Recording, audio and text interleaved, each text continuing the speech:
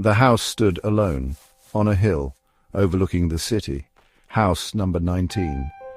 It was old, dilapidated, windows boarded shut, paint peeling. No one dared to go near. It had a presence, dark, threatening. House number 19 held secrets, deadly secrets. Stories circulated about house number 19, whispered tales, full of fear. People went missing, never seen again, last seen near the house. Some said it was haunted by angry spirits seeking revenge. Locals avoided it, warned others. House number 19 meant trouble. Emad was a journalist. He loved a good story, especially mysteries. He scoffed at ghost stories, thought they were silly, just stories. But house number 19 intrigued him. He wanted answers, the truth. Emad decided to investigate. He would spend the night alone.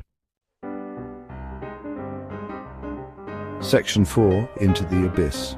Emad approached the house, his heart pounding like a drum in his chest.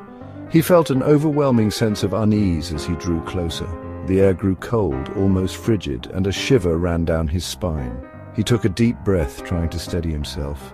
With a trembling hand, he pushed the front door. It creaked open slowly, revealing an impenetrable darkness. Emad hesitated for a moment before stepping inside. The door slammed shut behind him with a deafening bang. He was trapped. The silence was suffocating, broken only by the sound of his own breathing. Shadows seemed to move in the corners of his vision, and he felt an eerie presence watching him. Section 5, Shadows and Screams.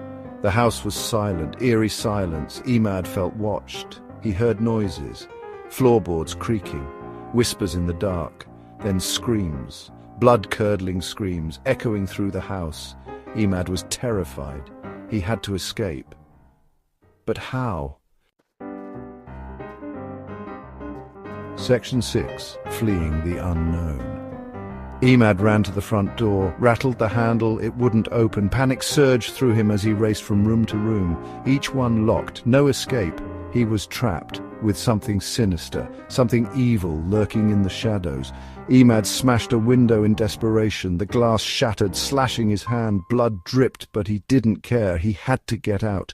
He climbed out, feeling the sting of the cuts. The night air hit his face, a mix of relief and fear. He was free, but the terror was far from over.